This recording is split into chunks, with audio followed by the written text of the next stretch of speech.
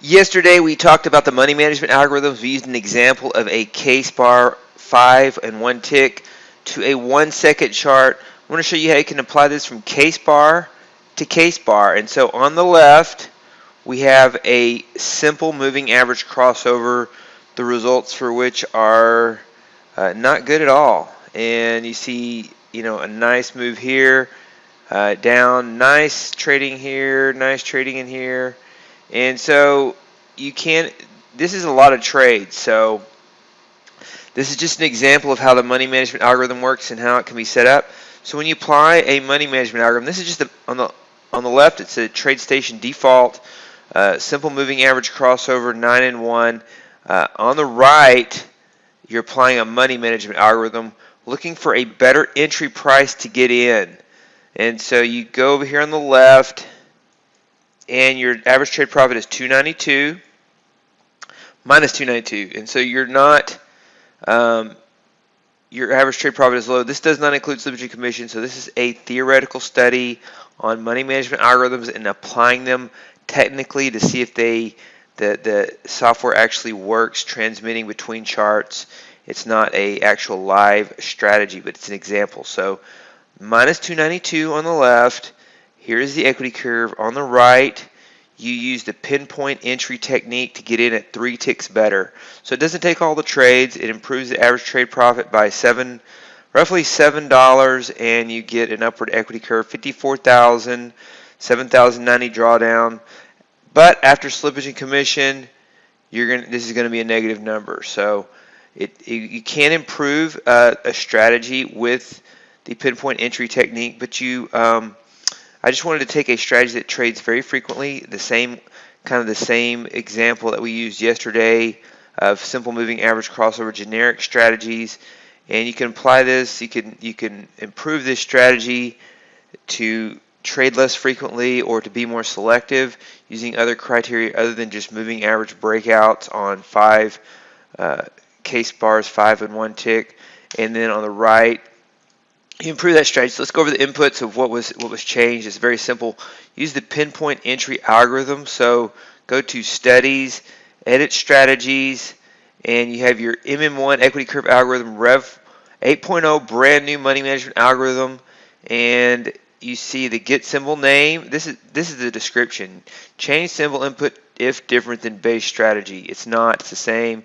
So you can use get symbol name, or you could use @NQ, and this should be the symbol name of what's not on this chart. It's not necessarily what's on this chart. It's what's on this chart. We're looking at this chart. So this symbol is looking at this chart. The reason is you could use an index value for the NASDAQ, or say, for example, the Dow. If you applied a strategy to the $INDU, that's not a tradable symbol, but you could potentially trade it using the E-mini Dow with the money management algorithms, and the symbol name would be $INDU, because you'd be looking at the signals on the left and then trading them on the right. And so then you have the chart type settings: time series 1, Kase Bar 2, wrinkle bars are 3. This is a Kase Bar over here we're looking at. We could change the chart on the right to a time series bar, but we're still keeping the chart type to 2 because it's looking at the chart on the left. This is the chart type of the chart on the left. And so this only applies to time series. So if you were using a 1 here for time series, this would be the interval of the chart on the left. If it were 1 minute, it would be 1. If it were 15 minutes, it would be 15. Case settings, once again, 5 is the case box size, and over here on the left you see case box size of 5. The case interval type 0 is for tick. Recommend using 1 tick interval for accuracy inside those case bars. And then if you use Rinko, if this was a chart type Rinko, it would be the Rinko box size and Rinko brick offset on the left. And so number of contracts traded, just 1 contract. We went over these entry techniques yesterday. You can either apply one of these, either the limit entry, the market entry, or the stop entry, or the pinpoint entry too. And the limit entry also has limit entry points. Stop entry has stop entry points, and pinpoint entry 2 has pinpoint entry points. So using the pinpoint entry, getting it at 3 points better than the original strategy. 3 ticks better than the original strategy. And so those are the entry techniques. And then it's also using we also have this pinpoint entry rule 1, so it's also at least $100 better on a closed bar basis. So it's also $100 better on a closed bar basis. And then you want to apply, you can apply these others when these are 0. Moving average is off, ADX is off, stochastic is off. These are all these rules are off except for the pinpoint entry. And so when you scroll down here to this next set of inputs, rules parameters, none of these parameters are effective except rule 6 because that's the only one that's on. So it looks like there's a lot of parameters here. The only one parameters though that are effective are if the rule is actually on and that 0 is a 1. So if we applied rule 1 moving average at a 1 there, it would be these two input parameters would apply. It would be the closed trade moving average if it's up. And so max daily entries, these were set to false. This is just a strategy on the left. That's just doing moving average crossovers 24 hours a day. It's not exiting at any certain time period. And so we're not either. And we do have the sync exit with master. So we don't have a stop loss, no profit target, no anything. So it's just a very raw strategy for testing a money management algorithm to see if it technically would work, how it would work, getting in at better prices. And you can see that here. Let's take a look at some of the trades.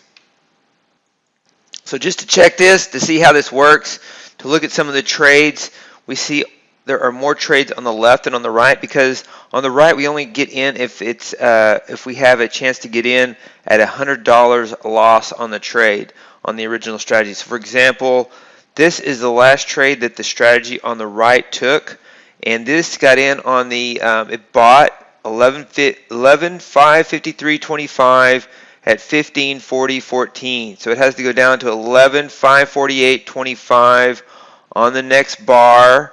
And so there is a 1 bar delay from when it actually sees the trade in this scenario. So you're going down here 15.40.14. It got in on this bar 11.553.25, and then it got in on the next bar at 11.548, which is a little better than $100 better.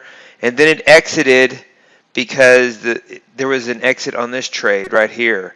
Moving average crossover got short, and we have the sync exit with master. So if this original strategy exits, then this exits. And so it exited because the strategy's flipped from long to short, and so it's no longer long. We sync the exit with the master, and the master strategy's on the left, the base strategy's on the right, and all these other trades, none of these other trades ever is at a point where it's at $100 or the entry price could get in at $100 or better.